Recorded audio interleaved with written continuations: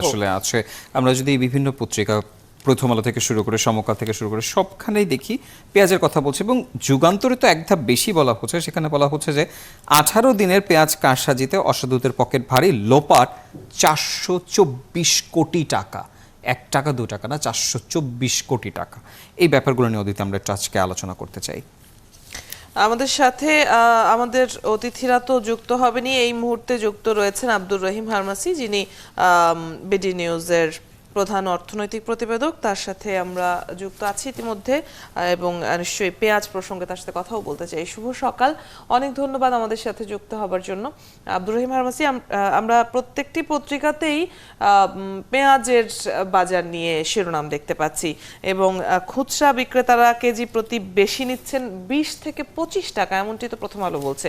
তো পাইকারিতে এই যে ভারতের সিদ্ধান্ত পরিবর্তনের পর পাইকারিতে কিছুটা দাম কমলেও খুচরায় তো 20 থেকে 25 টাকা করে এখনো বেশি নিচ্ছেন আসলে বিক্রেতারা। এই হাল কতদিন চলবে, কি মনে করছেন আপনি? দর্শকদের শুভ সকাল। আসলে পেঁয়াজের ঝাঁজ বাংলাদেশের সর্বত্র ছড়িয়ে পড়েছে। আমরা যেটা পেঁয়াজের ঝাঁজ বলি না, সেই পেঁয়াজের ঝাঁজ এখন টেলিভিশনের পর্দায় বা পত্র পত্রিকাতেও আমরা দেখতে পাচ্ছি।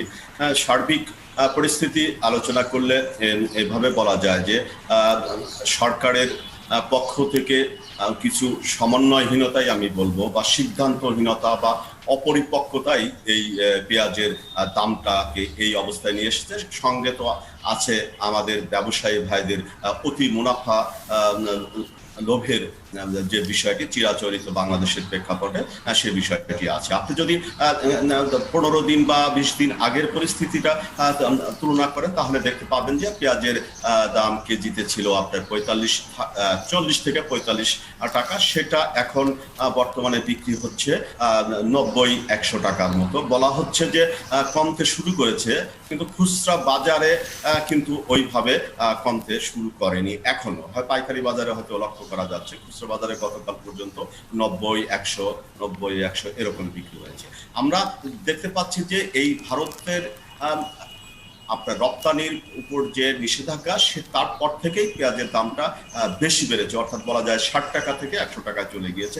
তার আগের থেকেও আপনার 45 টাকা 40 টাকা থেকে 60 টাকা কিন্তু হয়েছে। ভারতে উৎপাদন কম বা অতিবৃষ্টি বা বন্যার কারণে ভারতের উৎপাদন যে সমস্যা হয়েছিল, সেই কারণ প্রভাবটাও আমাদের বাংলাদেশে পড়েছিল। আমাদের এখানে যদি আমরা পরিসংখ্যান বা তথ্যগত করি, তাহলে দেখতে পাবো যে বাংলাদেশে বর্তমানে পেঁয়াজের চাহিদা হচ্ছে আপনার 32 থেকে 33 লাখ টনের মতো মোট চাহিদা আমাদের। সেখানে তা আমাদের উৎপন্ন হয়, অর্থাৎ বাংলাদেশে উৎপাদন হয় হচ্ছে আপনার 20 বা 21 লাখ টনের মতো। অর্থাৎ এই যে 11-12 লাখ টনের মতো ঘাটতি থাকে, সেই ঘাটতিটা নিয়েই আমাদের আসলে যত সমস্যা হয় প্রত্যেক বছরই আমরা দেখতে পেয়েছি যে এই ঘাটতিটা মেটানোর জন্য আমরা মূলত আমাদের পাশের দেশ ভারত থেকে আমদানি করে থাকি।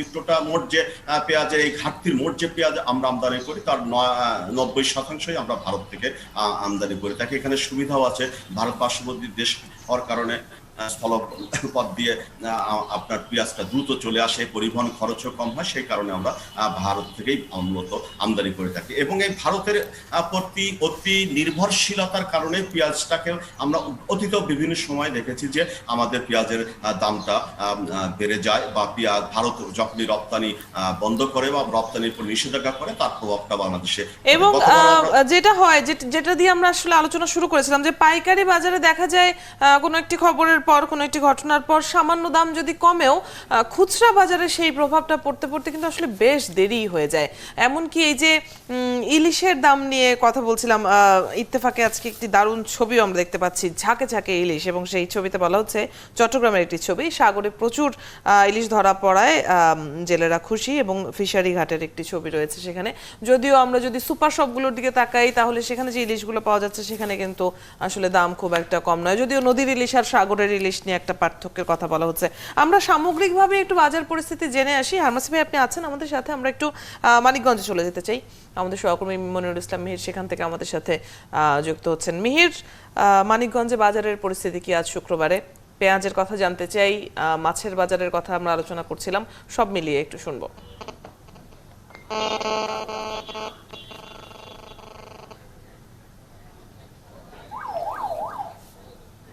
ধন্যবাদ অদিতি। অদিতি, প্রথমে পেঁয়াজ দিয়ে শুরু করি, যেহেতু এই পেঁয়াজ নিয়ে খুব আলোচনা সমালোচনা হচ্ছে।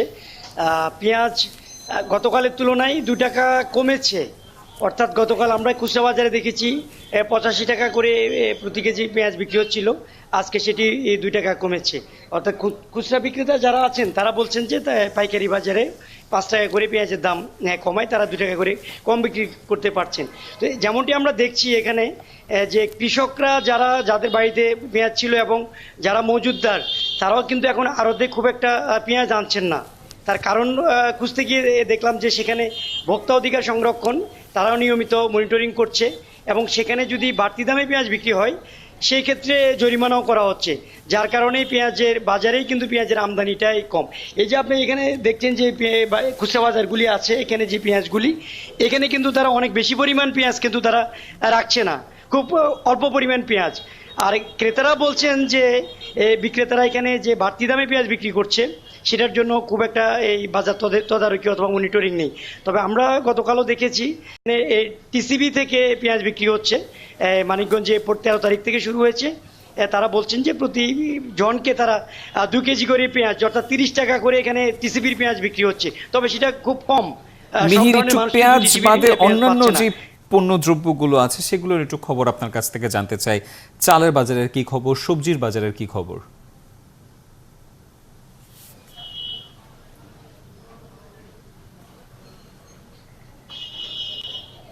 নাইন, তেমনটি বলছিলাম যে অন্যান্য যে সবজিগুলি এখানে আছে, যে ঢেঁড়স, করলা, বেগুন, শসা, ঠিক এগুলির দামও কিন্তু অনেক বাড়তি।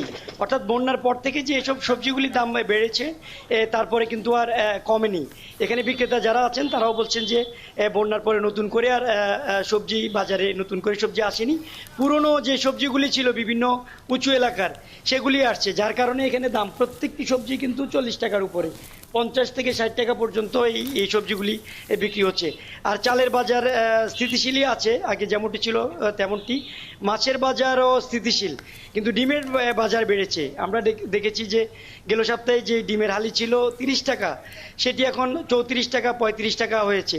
তো অর্থাৎ আমরা বুঝতে পারছি যে আসলে পণ্যদ্রব্য শুধু ঢাকাতেই না, সব জায়গাতেই আসলে বৃদ্ধির পথে। আপনাকে অসংখ্য ধন্যবাদ মনিরুল ইসলাম মিহির আমাদের সাথে যুক্ত হওয়ার জন্য। আব্দুর রহিম হারমাচি আমাদের সাথে যুক্ত আছেন।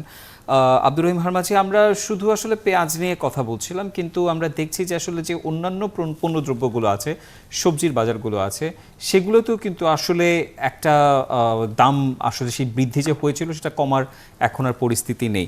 এটা কতদিন পর্যন্ত চলতে পারে? মনে রাখতে হবে যে বড় ধরনের একটা বন্যা হয়ে গেল আমাদের। বন্যায় এই পেঁয়াজের যে মূল্যবৃদ্ধি, সেটার পেছনেও বন্যার একটি কারণ আছে। কারণ বন্যার যে পানি এখনো বিভিন্ন এলাকায় নেমে যায়নি, বন্যার কারণে আপনার পেঁয়াজ সহ বিভিন্ন পণ্য, অর্থাৎ পেঁয়াজ যে মৌসুম যেটা শুরু হতো, উৎপাদনের মৌসুম, সেটা কিন্তু 1.5-2 মাস পিছিয়ে যাবে। একই সঙ্গে আপনি যেটি বলছিলেন সবজি সহ অন্যান্য পণ্যও কিন্তু উৎপাদন মারাত্মকভাবে ব্যাহত হয়েছে। তার প্রভাব কিন্তু বাজারে পড়েছিল এবং এখনো আছে। তবে এটা মনে রাখতে হবে যে হয়তো 20 দিন আগে যে সবজির দামটা ছিল, আমি নিয়মিত বাজার করি, সেটা কিন্তু নাই। হ্যাঁ, প্রতিটি পণ্যের দাম, কোনো সবজি আসলে 80 টাকার নিচে পাওয়া যাচ্ছিল না, অর্থাৎ 10 দিন বা 15 দিন আগে। সেটি কিন্তু এখন কিছুটা হলে কমে আসছে, এখন 70 টাকা 60 টাকার কেজি। তো এই যে পটল বা করলা, এগুলো এখন 60 টাকা 65 টাকা পাওয়া যায়। সেটি হচ্ছে যে বন্যার কারণে যে প্রভাবটা পড়েছিল, সেই প্রভাবটা কিন্তু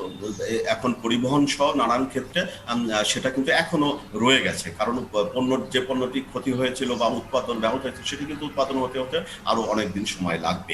সেই কারণে আপনার সবজি সহ অন্যান্য পণ্যের ক্ষেত্রে এই বন্যার প্রভাবটা কিন্তু রয়ে গেছে। আর আপনি যেটি বলছেন, এইটা অন্যান্য পণ্যের ক্ষেত্রে হয়তো কিছুটা হলেও হয়তো ধীরে ধীরে কমে আসবে, কিন্তু পেঁয়াজের দাম কমে আসবে আবার সেই 40 টাকা 45 টাকায়, এটা কোনো ধরনের সম্ভাবনা আমি দেখতে পাচ্ছি না। কারণ এখন পুরোটাই নির্ভর করবে হচ্ছে আপনার আমদানির বাজারের উপরে। এখন আপনাকে যেটি তথ্য দেওয়া হচ্ছে সরকারিভাবে, সেটি হচ্ছে যে পেঁয়াজের আপনার যে বর্তমানে যে তাদের 3.5 মাস 4 মাসের মতো চলবে। আর বাকি যে পরবর্তী পেঁয়াজের মৌসুম আমাদের দেশে শুরু অর্থাৎ হওয়ার এটা আগ আসলে একটা দীর্ঘমেয়াদী হতে যাচ্ছে যে আমাদের পেঁয়াজটার এই বা দাম বৃদ্ধি। আপনাকে অসংখ্য ধন্যবাদ আব্দুর রহিম হামাদ আমাদের সাথে সংযুক্ত হবার জন্য। একটা ছোট্ট বিরতি নিতে হচ্ছে, তবে অদিতি যেটা বোঝাই যাচ্ছে হয়তোবা সামনের দিনগুলোর জন্য পেঁয়াজ ছাড়াই হয়তোবা সকল ইলিশের রান্না- দাম কমলে আর পেঁয়াজের দাম বাড়লে বোধহয় আমাদেরকে কিছু রেসিপি আবিষ্কার করতে হবে যেখানে আমরা পেঁয়াজ ছাড়া ইলিশ রান্না করব। পেঁয়াজের কোনো এসেন্স পাওয়া যায়? এটাও আবিষ্কার হবে, আমার মনে হয় এটারও একটা মার্কেট হয়তো তৈরি হয়ে যাবে। সেটারই অপেক্ষায় আমরা আছি। একটা বিরতি নিয়ে ফিরছি, তারপর আমরা করোনা ভাইরাস প্রসঙ্গে কথা বলবো। দর্শক সাথেই থাকুন।